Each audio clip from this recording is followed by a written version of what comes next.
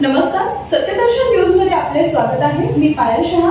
एक नजर टाकूया आजच्या ठळक घडामोडीवर। शिंदे सेनेचे अमोल शिंदे व काँग्रेसचे चेतन नरोटे यांचे नगरसेवक पद निलंबित। सोलापुरातील शिंदे सेनेचे गटनेते अमोल शिंदे व काँग्रेसचे गटनेते चेतन नरोटे या दोन्ही नगरसेवकांचे एक दिवसासाठी निलंबित झालेले आहे।